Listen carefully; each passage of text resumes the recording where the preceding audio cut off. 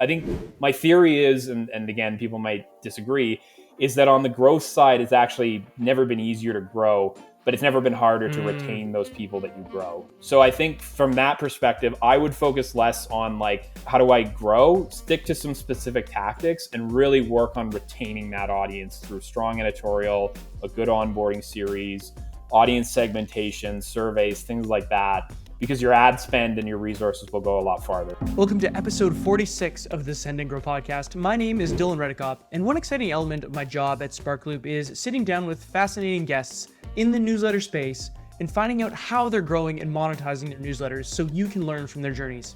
Today, I'm joined by Geoff Sharpe, co-founder of Lookout Media. Geoff and his co-founder seized the opportunity to launch a niche local newsletter in Canada's capital city of Ottawa. But unlike traditional media, they're not just reporting the news. They're transforming how local stories are told by focusing on high-quality content that their communities love to read. And where traditional media relies on ads and sponsors to drive revenue, ads only make up 25% of Lookout Media's income.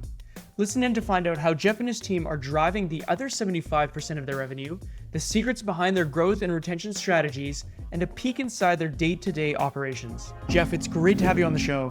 Can you start us off by sharing a bit about Lookout Media and what prompted you to start it? Yeah, so we're about 4 newsletters now. We've been around for just over, little over 2 years now. It's called Lookout Media, generally sort of filling a space in the local media sort of area in Canada around newsletters. You know, I think it's a similar story that a lot of people have where they sort of saw what's happening in some of these places, you know, what Morning Brew is doing, what Axios is doing, and saying, hey, there's an underserved market here and an opportunity to do something similar.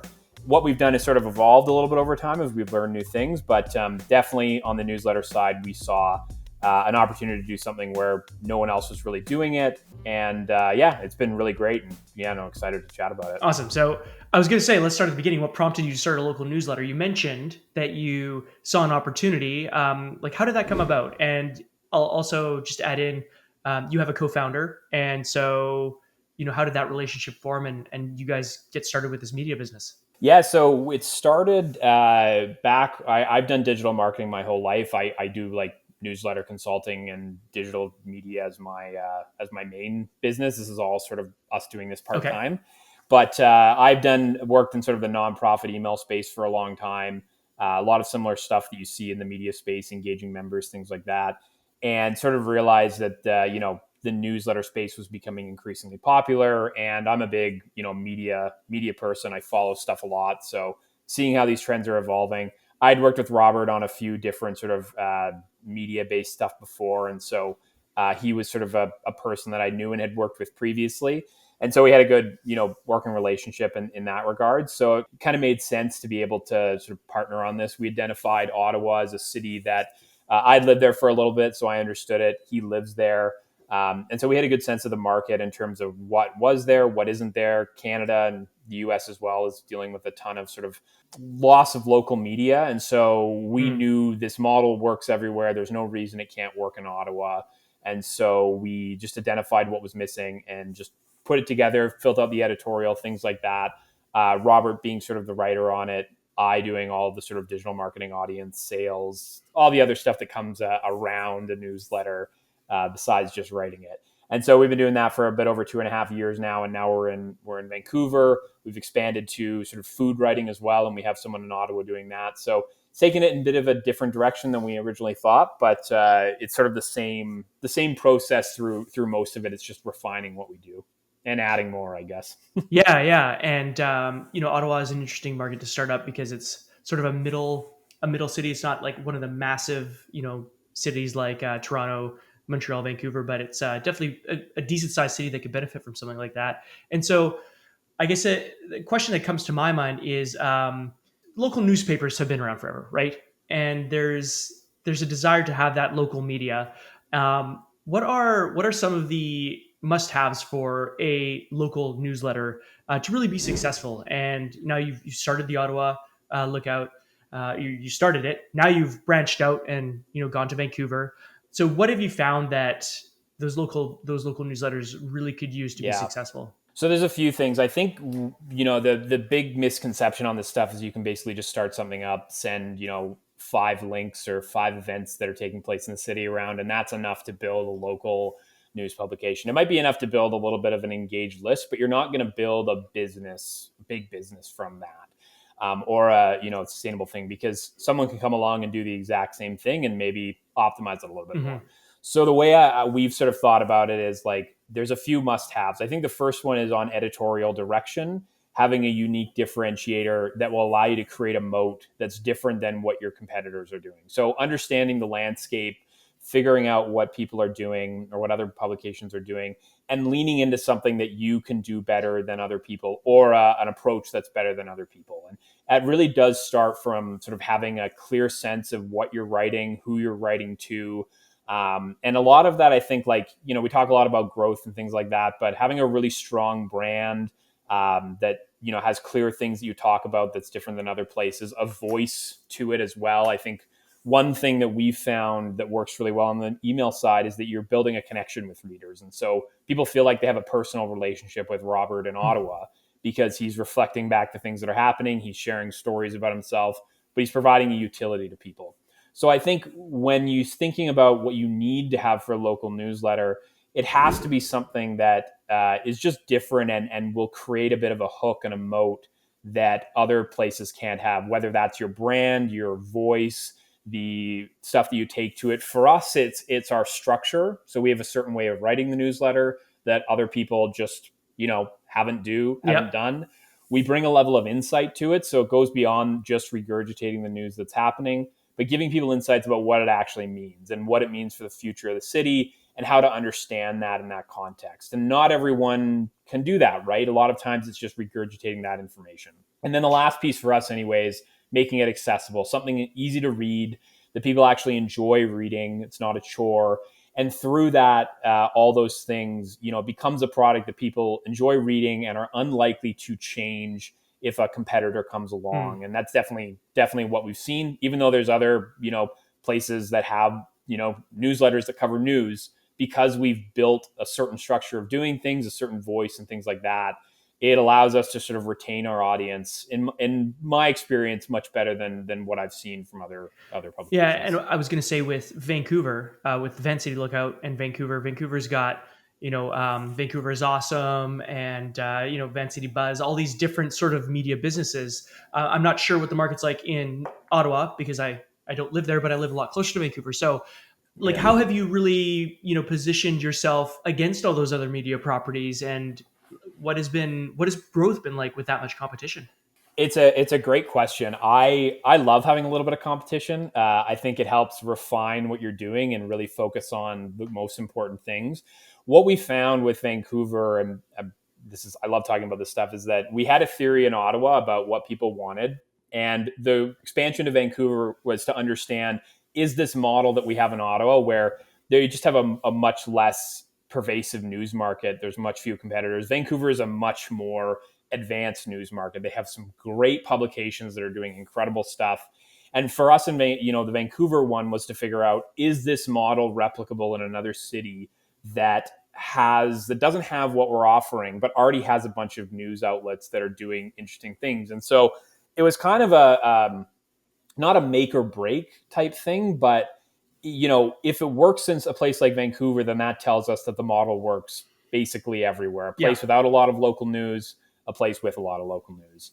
And what we found is basically the same level of metrics that we have. So we do a lot of I do a lot of benchmarking to see how each publication is comparing, where they are at each different spot of the timeline. So month over month metrics, comparing those to when Ottawa started. And it's almost the same. Wow. Slightly different, but being able to look back and say, we have this model here, we apply it here, looking at the similarities and things like that has been super useful, because we're basically hitting the same number of paying members, the same, if not better, sort of open rate, click rate, that type of stuff. So basically we've proven that because of the editorial direction that we've taken, because it's different than something like these other ones in the city, it's replicable in other places. And the last point I'd say is that the one thing I think that we've really hit in on, and I think a good takeaway for other people too, is that I think there is a trend of people sort of, especially in the local news space, being tired of sort of like clickbait headlines, just trying to drive as many page views as possible. I think people are really craving something deeper, a better connection with their writers in the city, and sort of an understanding of what's going on that gets beyond the sort of surface level information. And that's the framing that we've used with a lot of our stuff to great effect, both on sort of the news side, especially on the food side, where we're not just doing sort of like top 10 pizza places. Yes. It's very deep reviews on this stuff, different model and writing than what we do on the news side. But what it's shown is that people want a certain type of thing. And as long as we stick within that framework, there's a lot of different things we can add to that. So lots of information there, but suffice to say, yes, it has worked really well. Geoff, what this really makes me think of is, differentiating yourself based on kind of the incentives of the reader, right? What we typically see with these local media properties is the incentive to really monetize the on-page experience. So when somebody goes on their phone and they're swiping through, the top 10, like you said, pizza places in Vancouver to eat at, they're just bombarded with all of these ads, and they have to scroll through and, close all the video ads at the pop-up displays and all that stuff. Whereas, like you said, when the content is, if that's what's leading your growth, is the quality content, something that's written for a reader, that's not just incentivized to get as many people on the page with, a clickbait title and listicle. I really think that's serving the community a lot better. And so it really is an interesting topic around business models for media properties too, because if you're talking about something that's a paid subscription, the content's got to be good. It really doesn't matter if you have a clickbait title. If the content doesn't serve people, they're going to either not subscribe or pay for a subscription or cancel their subscription. So I really like the business model with that sort of angle. Yeah, the business model is an interesting one too. I'm not sure if that exactly was your question, but I think talking a little bit about that's interesting because we are a little bit different than maybe other publications, especially newer ones. About 75% of our revenue comes from memberships. We're almost at 2,000 paying members, a couple more months, and we'll be there. But about 75% members, 25% ads. So there's lots of room on our side to grow from local ads when, that's where most of the revenue comes from. You can't really do membership without good quality content. And I think that's where a lot of local publications have struggled recently, is shifting from a mindset of page views to quality content and content that people are going to pay for. There's different reasons people pay for, especially on the local news side. B2B is very different. It's a very big utility function. I'm getting something that's helping my job. Local news is a little bit different. The hook for that, because it's a consumer B2C type thing, needs to be different. And we've definitely identified like a few different hooks. There's not just one. There's people who support local news and care about the mission, and that's a really great hook. And other places do that really well too. But we've also focused on more exclusive type of content. So deeper city hall reporting that you just, maybe you can get somewhere else, but it's in a way than a structure that's easier to understand. Right. So the utility function for some people there is very useful. And then on the food side, it's sort of getting the content that you can't find. Going back to that point you made about sort of 10 best pizza places. I think the problem there is that a lot of that stuff is going to be automated in the future with AI and just scraping information. And if you ever go to Google these days and just search best pizza place in New York or best pizza place in wherever, it's not usually the best, or it's information that everyone already knows. And so what we're trying to do with the food stuff, especially, is take it a little bit deeper. Go to these places, do these reviews, hopefully talk to the owners. But again, it's that relationship that's being built, so there's trust there. You can't do an AI review of a pizza place of like, what does this pizza taste like? What are the feelings and emotions that I'm getting from this? What sort of insights am I drawing from the pizza community in Vancouver that readers might want? In a lot of ways, that type of stuff is kind of AI proof and I think really interesting in the future. Whereas publications that are just going for the clickbait stuff, I think, are really going to struggle when AI is just going to serve this up in an algorithm query. I think it's just that kind of content is going to, people have wisened up to it to a large degree already. But I think it's just going to, like you said, it's commodity content at this point. And so you have to differentiate, which is smart. So thanks for sharing that. It's really insightful. And it's an interesting business model as well, going, like you said, about 75% memberships versus 25% ad revenue.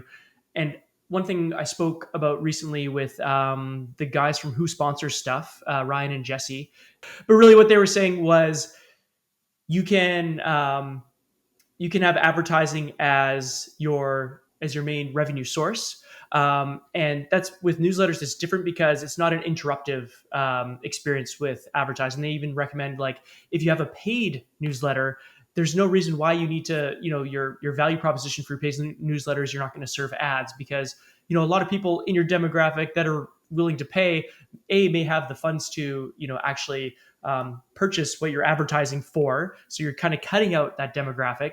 And also, if an ad is done properly, it's going to be beneficial to the advertiser, to yourself, and to your audience. Everybody wins, because there's something that people that are reading your newsletter and paying to read it will actually also benefit from, if there's a proper alignment there.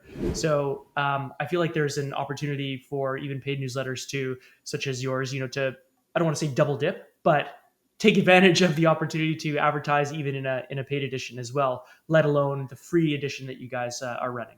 I heard a great podcast. I think it was either Perpetual or Rebooting, one of those two. They interviewed someone and they basically said, we've, in all the research we've done, this was a publisher, we've never sort of seen, on the newsletter side at least, I think it was, see anyone that, said that a benefit of membership was not getting ads or having an ad-free experience. Now, that might differ on a website that has 15 pop-ups. Maybe it is worth paying for that, but those places are probably not doing membership. Yeah. And so, I think I think the big thing in the media space is having multiple lines of revenue, right? For us, it's right now membership and ads. And I mean, you could throw, like, SparkLoop, Upscribe, and the Beehive network in there as sort of another revenue generator. But there's a lot of other places that you can make money from, especially on the local news side, right? So I think the biggest thing on the local news side is you are building trust, right? There's a trust element that gets built up with that. And that's the same with any sort of like newsletter in that space. And leveraging that trust to launch other products is very interesting. So, you could launch an event listing board. You could launch a job listing board. Obviously, events are a huge, opportunity there that a lot of people are doing. There's a lot of different sort of spaces there, maybe even on the real estate side. I can't remember. I think it was Jacob Donnelly from Media Operator had a great story on that, potential revenue there. So once you have that trust, you have that relationship, you can turn that into other products that, by the very nature of you being that trusted source, can benefit from.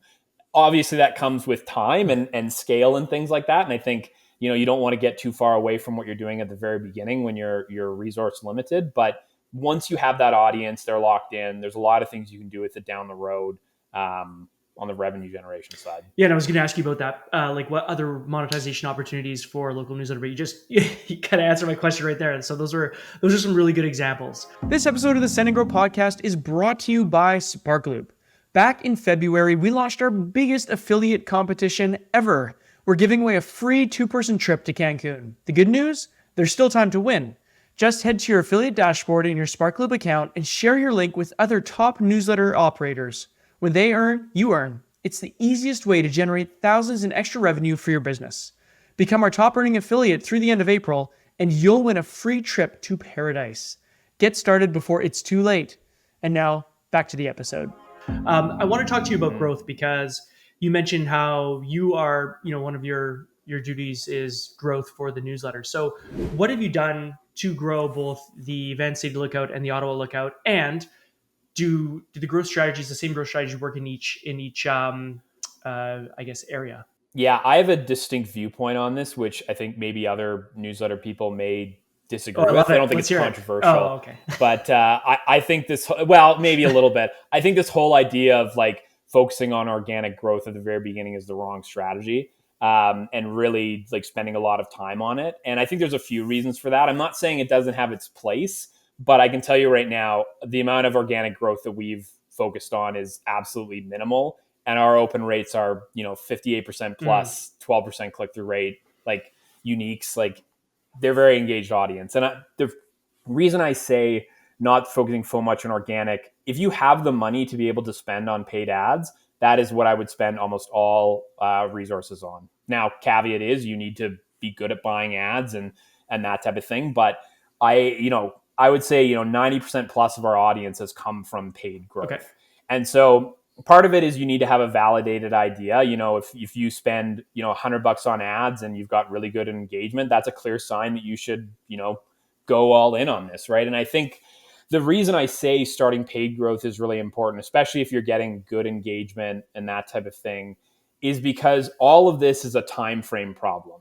If you start paid growth 6 months from now, that's 6 months lost of audience acquisition. Because if your revenue is a function of the size of your list and the engagement of your list, if you can take your 20,000 list that you have at the end of the year and put that at month 3, like that's just all this more extra revenue and runway that you're going to have.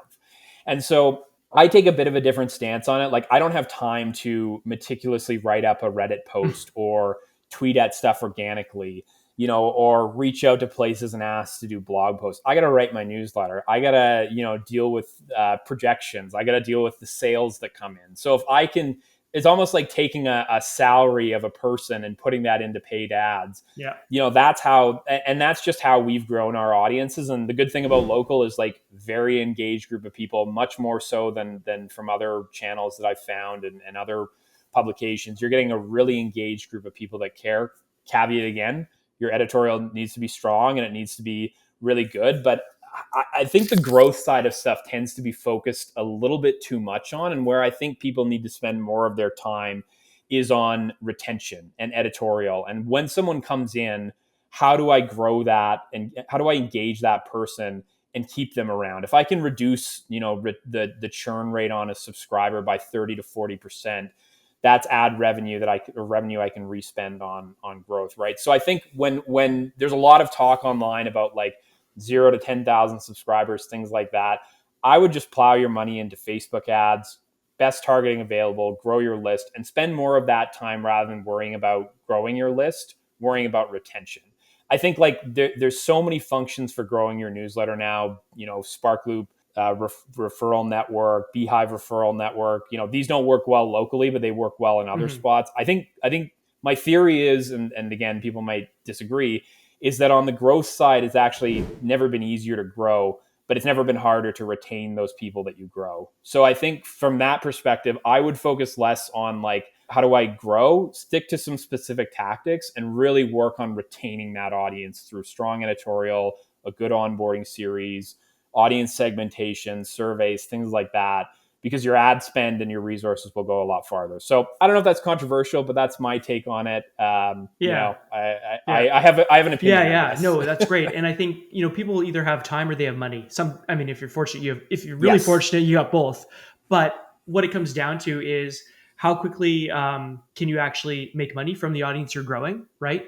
And because if you're still looking a year out, then you may not be able to afford to be spending, 2, 3, 5, 10K a month on growth if you're not going to be monetizing it anytime soon.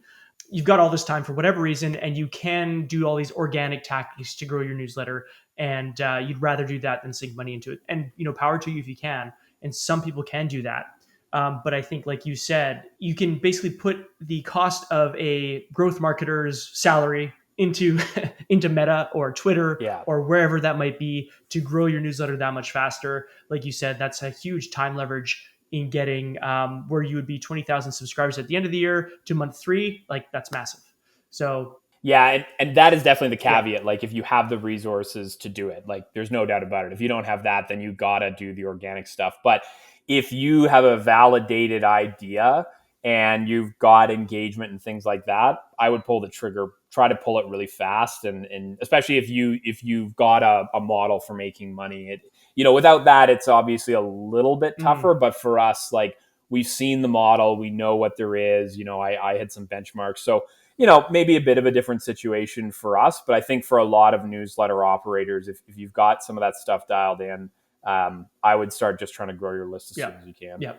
On the paid side. Yeah, I think that makes sense too. If you have the business model and it's validated, like you've done, you took it from Ottawa to Vancouver and it's worked, then it makes sense to bring it into market number 3, 4, 5. And, generally speaking, if I'm spending X amount of dollars to acquire a subscriber, I'm going to be able to earn this much back in this time frame and so on. So it's a little bit safer. Yeah. It's de-risked a little bit. Yeah, and if there's no, like, especially if you're competing against a lot of people, like, you may not want to spend a lot of money because you haven't validated your idea yet. But if you have a model that you've seen work in other places. And that's what we did with the local news stuff. We know it theoretically would work, and we had the execution. And after a few emails, we knew people liked it. It was a no-brainer to pull it. And so maybe you don't pull it right away, but I think people wait too long before they do that, I think would be maybe the caveat I would Yes. add to my take. Okay, fair enough. So you have the two local newsletters that we've talked about, and there's yourself and Robert. You mentioned as a co-founder, but I mean, you guys publish these. Is it 5 days a week for each? No, so it's, well, sort of 5 days a week. It's a bit of a different model per Mm, city. So the Vancouver one, we publish a food one once a week. We have the three news ones that go out, and then we have an insider that goes out once a week. So theoretically, I'm writing about five okay. days a week. And then Robert has a news one. He writes the insider every so often. And then we have a food guy who writes two a week. One is free, one is paid. So the model differs per Mm, city. We're sort of experimenting with that. But yeah, it's a fair bit of production okay. for Yeah, I was sure. going to ask. Like, I can't imagine operating a high level local newsletter, even that goes out necessarily like once or twice a week, but you're doing it in two cities with some help, of course. But like, walk us through what a daily process looks like for the newsletters. Like, what is you mentioned you're responsible for growth, but what is entailed with, say, a food edition for Vancouver versus like a news edition? Yeah, so on the process side, we've got templates for each one that the writers Okay. work from. I think with each person, there's a bit of change and stuff. Like I'm confident enough in what I do that I can change up a few different things. But there's a template that people work from. If we bring someone new on to write it, we've got a whole process of, like, we've got a wiki of all the information of our audience, of the approach that we have, our vision and values, what each section of the newsletter is and what goes there. So it's very clear what people are working on. Doesn't It differs a little bit by week, but generally the main structure is the same. And there's an approach to writing that everyone has to follow, at least on the news side, in terms of how we write that. And the food is a little bit more creative on that Okay. front, but on the news side, there's a clear structure. And so editorially, it's pretty simple. Like, either you start it a couple days before, or the day before, you're writing and pulling all the content that you want. You'll sort of, my process, and Robert's maybe a little bit different, is I pull in all the content, put it into the different slots where I think it could go, and then identify what I think could be like a major story that day. We have like a major story, a sub major story, the extra, like, section of like links that aren't big enough to be stories but are worth covering. Again, our content's a little bit more like journalistic than maybe like non-journalist people would be Okay. writing for, and that's fine. That's just the approach we have. And then we have like an event section and things like that. So we have the resources and the places that we're pulling content from consistently. And basically, you want to build in opportunities for creativity, but you also want a clear structure, because if you're changing the structure all the time to do it is just going to take so much longer to do. And it's not, if you change it all the time and you have a different approach everywhere, then the replicability of that is very difficult. At least for us, we're worrying about replicability because we want to expand, right? So as we narrow down the process and things like that for our one city, we can then apply that to other cities and other learnings and things like that. But there's a clear structure of how it works. We'll both write our content. We'll send the newsletter to each other to review from an editing standpoint, add comments, things like that in Google Docs. Once that's done, all the stuff's approved, we'll upload it into our Beehive publishing, and then we'll schedule it and send it off. I will do a last review to add growth opportunities, get the ads in Okay. there, maybe a call out, cross signups to the food newsletter, things like the marketing side of it, right? So I think building in the opportunities for different lenses on it is really important. So we put the editorial stuff in, and then on top of that, we're testing marketing metrics, either built out in sort of like pre-done, or things that I'm adding at the end of the day as I think about them. Our process could be a lot better, I think, but we are part-time, and so it's dealing what we can. But I think we've got a good process, and we're always monitoring metrics and things like that to see what the response rates of things are, and having that opportunity to change it is important. But I would recommend having a clear template and a process that's Hmm. outlined as clearly as Yeah, possible. totally. That makes things so much easier. I guess you mentioned that you're doing this part time, but what is the mission? What's the goal for Lookout Media? Are you looking to expand into multiple, and at what point do you make this a full time thing? Full time soon, hopefully. We've got our yearly goals, and by the end of the year, I'm hoping to be on it full time. Would be sort of the ideal thing, or at least 80% of my time. I think the lookout is I think there's a risk involved in all of this type of stuff. Maybe not if you're just doing one newsletter, but with the network that we want to do, that you scale too Mm-hmm. fast. And so there's a growth side of things where we could probably take a bit of money and expand it really fast and launch in other cities, because I'm pretty confident that the model that we have works in almost every sort of like mid-sized to major city. But the question becomes, how do you grow it in a sustainable way? Are you finding the right people?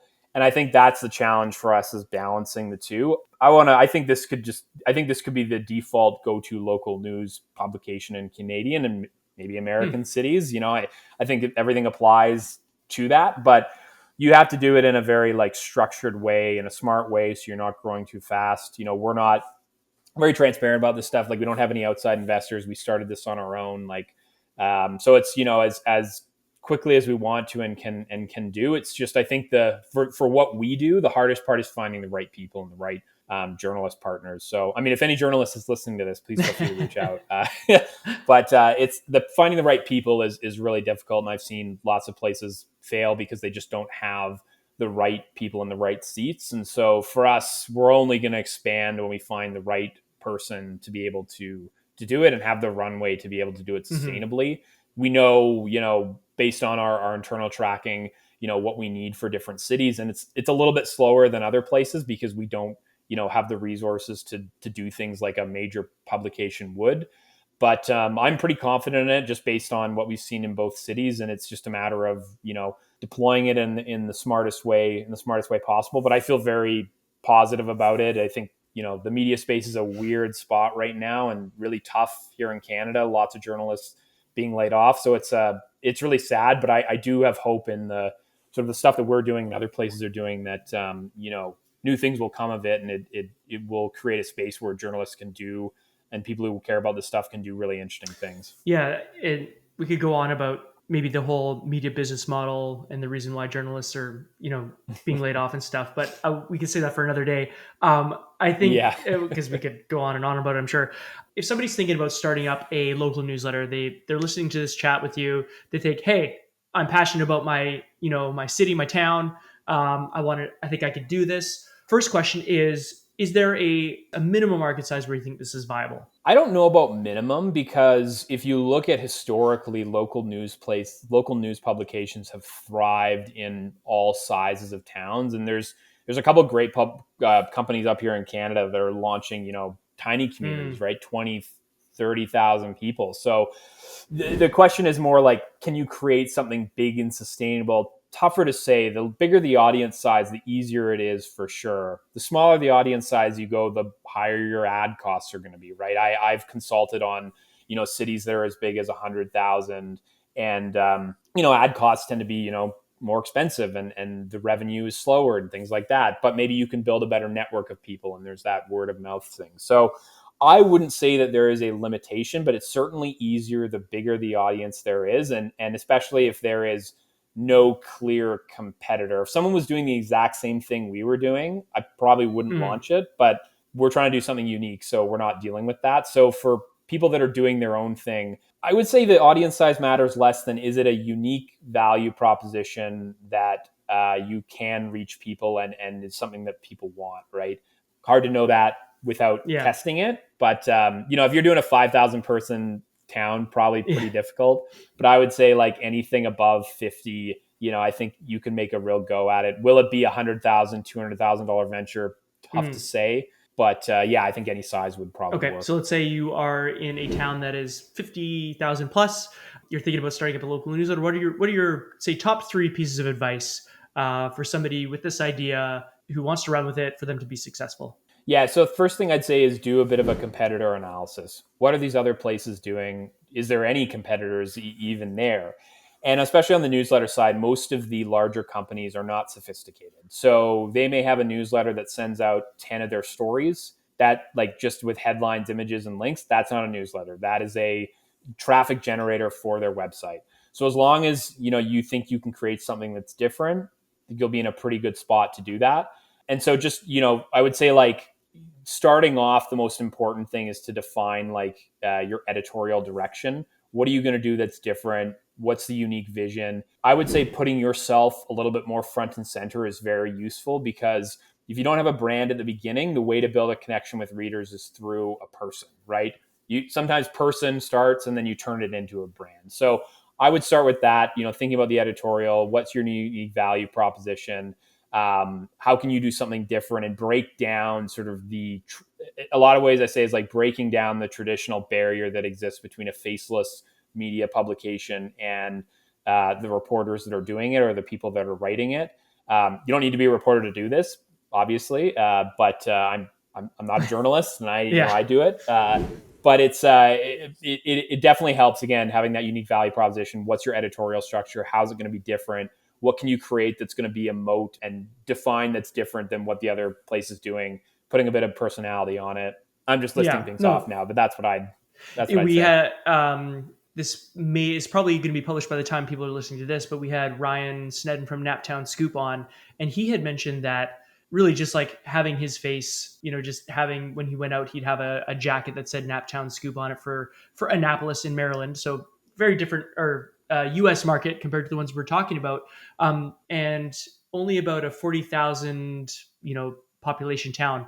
Yet he found that like, that was a huge marketing piece. A huge piece of the brand was just like his face, because people related that to him. And then he mentioned, people they put more trust in people's faces over like corporate brands, right? They want to hear from people, not from these big faceless media entities. So I think that's really, really sound advice as well. Yeah, Ryan's doing a lot of really good stuff from like the local connection angle, and I would say better than we're doing in terms of building that deeper personal connection with people. And so I love reading his stuff, because he's got a good handle on it in a way that I'm always learning things too. We probably take it a little bit of a different approach, where we try to put our brand more front and center, because we have a theory about like, people in Vancouver also care about potentially what's happening in Toronto. And, from the food side of things, if they're traveling to a Canadian city, they might, want to learn more about that. And people who are civic minded care about that stuff. So for us, the brand is as important as the person, which I think maybe a little bit different than the way Ryan approaches it, but he's done just incredible stuff on engaging the community in a way that like we're still scratching the surface on. That's awesome. Yeah, I think different strategies will work for different newsletters and different operators too. So it's not always one size fits all either. So Geoff, this has been great chatting to you about all things local newsletters. I want to give you the opportunity to let people know where to check out everything you're publishing, and where to find you online. Yeah, so I'm not a big person online, but Geoff_Sharpe on Twitter. The local news, OttawaLookout.com, VancityLookout.com. If you're interested in doing your own local newsletter stuff, reach out. Happy to chat through stuff. Like I said, I do digital marketing on the side too. So if you ever want to chat about that type of stuff, doing a bit more on the newsletter stuff, feel free to reach out. But great chatting. It's super awesome. Thanks for coming on, Geoff, and all the best in 2024. Thanks a lot. Thanks for checking out this episode of the Send and Grow podcast. If you enjoyed it, please like and subscribe to show your support. And we'd love to hear your feedback, so drop a comment below letting us know your number one takeaway, or share with us who you think we should interview next. All of the links for the show are available in the description below. Thank you so much for your support, and we'll see you next time.